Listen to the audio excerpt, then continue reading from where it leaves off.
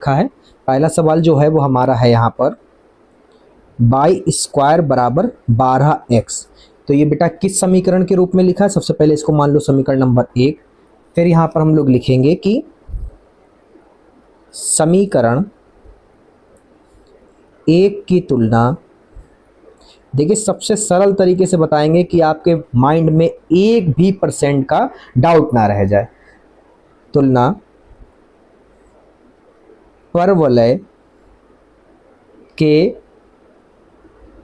मानक रूप जो होता है, ये किस रूप का दिया है? जो आपको समीकरण दिया है ये किस रूप में दिया है? ये बच्चों इस रूप में दिया है, वाई स्क्वायर के रूप में है ना। तो Y square equal to 4ax से करने पर,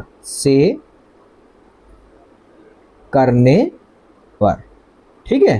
तो यहाँ पर आप देख सकते हैं वाई स्क्वायर से वाई स्क्वायर कंपेयरिंग में चला जाएगा और x से x चला जाएगा, तो 4a बचेगा इधर और उधर क्या बचेगा? 12। ये अलग अलग चीज़ें आपको मिली हैं तुलना करने पर। तो यहाँ पर आपको a का मान निकालना है, तो 12 बटे में 4 आ जाएगा। फिर इसको कट कर दीजिए आप, तो ये हो जाएगा 4 एकम 4 और 4 तियां 12, यानी कि आपका जो है बेटा a बराबर आ गया है 3। कितना है बच्चों? a बराबर बच्चों आ गया आपका 3, ठीक है। तो यहाँ पर हम लोग लिख सकते हैं कि चूंकि समीकरण जो आपको दिया है प्रश्न में वो आपको किस रूप का है? वाई स्क्वायर बराबर 4ax के रूप का है, इसलिए हम कह सकते हैं कि इसलिए नाभि जो बनेगी, नाभि के जो निर्देशांक होंगे, नाभि के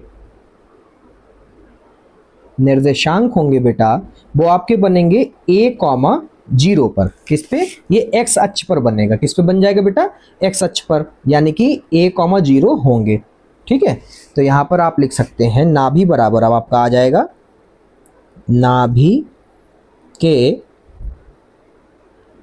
निर्देशांक बराबर निर्देशांक a,0। तो बच्चों a का मान क्या है? 3,0, ठीक है, 3,0। ये आपके नाभि के निर्देशांक आ गए हैं।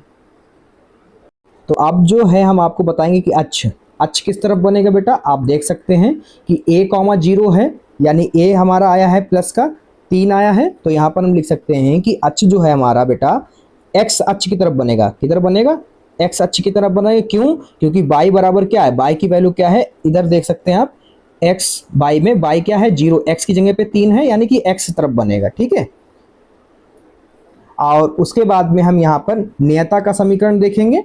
तो यहाँ पे हेडिंग डालेंगे अब नियता का समीकरण। सूत्र होता है बच्चों, इसका सूत्र होता है जब x जो है हमें धनात्मक दे रखा हो, यानी कि x अक्ष पर हो, तो हमें सूत्र लगता है कि x प्लस a बराबर में 0। तो इसमें मान रख देंगे x प्लस 3 बराबर 0। ये हमारा आंसर आ गया किसका? नियता का समीकरण हमें मिल गया, ठीक है। उसके बाद में हम ध्यान देंगे कि नाभि जीवा की लंबाई, क्या देंगे? नाभि जीवा की लंबाई। यहाँ पे लिखेंगे कि नाभि लंब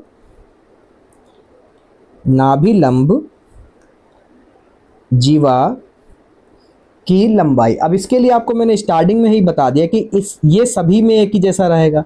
क्या रहेगा? 4a।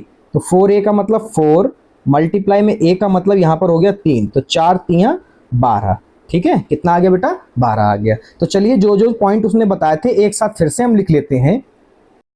तो बच्चों सबसे पहले आपको क्वेश्चन में कहा था कि नाभि के निर्देशांक निकालिएगा, तो हमने निकाल लिया। क्या निकाला था? 3,0, जिससे कि हमें पता चला था क्या कि ये x अक्ष पर बनेगा। अक्ष कैसा होगा? हमारा x अक्ष होगा, ठीक है। अब किस तरफ बनेगा? धनात्मक की ओर खुलेगा। किस तरफ खुलेगा? क्योंकि धनात्मक दे रखा है, x का मान 3 जो हमने निकाला था x अक्ष पे।